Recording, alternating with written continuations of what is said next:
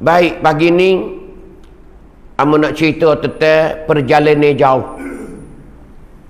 Perjalanan jauh kita nak menuju ke syurga Allah Subhanahu wa taala. Maka perjalanan jauh ni kita sudah pun tahu dah. Kata kita ni kena guna masa banyak lagi. Yang Tuhan bagi kita ni sikit sangat-sangat. Kemungkinan tak sampai sehari di akhirat esok. Bahkan kemungkinan seminit dua gitu ya. Second dua second gitu ya. Kerana 1000 tahun di dunia, sehari saja di akhirat. Kita hidup di hari ni 60 tahun. 70 tu jari-jari dah. 80 tu jari benar. Golik gak? Tak ada dah, meninggal belakang dah. Maka 60 tahun dengan kita kira pukul rata kata 60 lah, kita kata 65. Maka banyak sekali kita hari ni meninggal dunia. Sikap Tuhan bagi sangat-sangat terhad umur yang Allah Ta'ala bagi kita masuk ni. Kalau kita guna kena, Alhamdulillah. Kalau guna tak kena, kita akan jumpa dengan kecelakaan besar. Nahah besar kita. Ni Tuhan dah cerita siap-siap dah. Siap-siap dah. Tuhan cerita dalam Al-Quran dia banyak. Di antaranya Tuhan ada cerita. Nah, Tuhan kata man kana yuridu harsal akhirata nazid lahu fi harsih. Tuhan cerita sendiri masalah kedudukan kita di dunia ni. Siapa-siapa yang mau, siapa-siapa yang kandak kepada kebun akhirat, Tuhan kata sendiri nazid lahu fi harsih. Nascaya kami tambah lagi kebun tu. Bila kita buat kebun akhirat, tak payah minta lebih. Tuhan bagi dah. Tuhan bagi lebih dah. Kerana dia notis siap dah. Nazid lahu fi harsih. Nascaya kami tambah lagi kebunnya. Tu nak cerita kata kehidupan kita dunia ni. Apa kebun akhirat? Iaitu amal-amal bekalan-bekalan.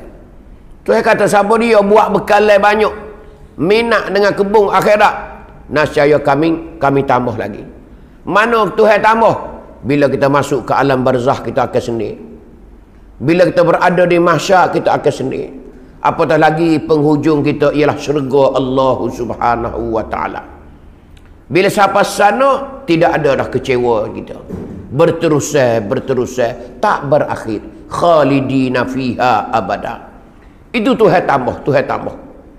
Tapi sebaliknya Tuhan katakan, wa man kana yuridu harsad dunya, barang siapa yang mau ingin ke kebun dunia, orang ni dia tak padu kebun akhirat, semata-mata dia hidup, dia fokus kepada dunia semata-mata. Tu Tuhan kata, maka Tuhan katakan nu'tihi minha. Tuhan kata sendiri nu'tihi minha, nascaya kami beri sebahagian daripadanya. Orang nak ke dunia, Tuhan tak bagi belakang. Tuhan tak bagi ke semua yang kita ingin. Tuhan kata dah, aku akan beri sebahagian daripadanya. Kita nak 100, kemungkinan Tuhan bagi 10 ya.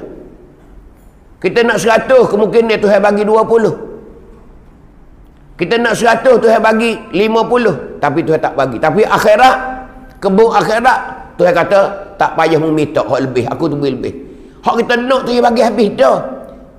Dia tambah hak lebih pula. Tapi hak dunia, Tuhan kata nu'tihi minha.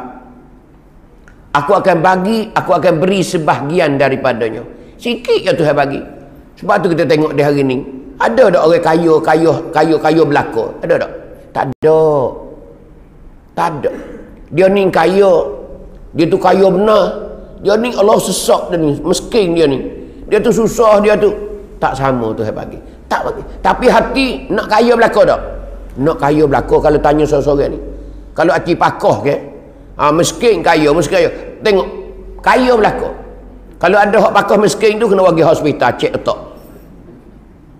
Pergi cek otak ni. Pelik awak ni. Kerana nak miskin. Tu nak ayat. Pakah kaya belaka. Tapi adakah Tuhan bagi sekandak-kandak kita? Tak. Dia royak dah kata nu'tihi minha. Tapi orang semacam ni orang minat dengan dunia, tak padu ke akhirat ni, Orang suka kebun dunia ni, Tuhan kata wa ma lahu fil akhirati min nasib. Orang ni tidak ada bahagia dah di akhirat nanti. Wa ma lahu fil akhirah. Tidak ada bagi orang ni di akhirat nanti min nasib daripada habuai dia. Dia tak ada gear dah, Tuhan kata. Muka-muka nak dunia aku bagi dah kan dulu. Kamu duduk pasir mah dulu aku bagi bakal dah. Akhirat mu tak payah minta lah. Aku tak bagi dah, tak bagi dah. Ni Tuhan royak siap-siap ni pendirian kita hidup dunia dah hari ni. Ni bezanya orang yang kejar kebun akhirat dengan kejar kebun dunia. Tapi kita hari ni nak belaka, nah dunia pun nak, akhirat pun nak. Kerana tak cekak nak mengatik kalau perut lapar. Tak itu. Hanya nak makan. Sebab tu kita kena biar diseimbang. Atau beratlah sikit kepada akhirat tu. Kerana kita nak menuju ke alam akhirat.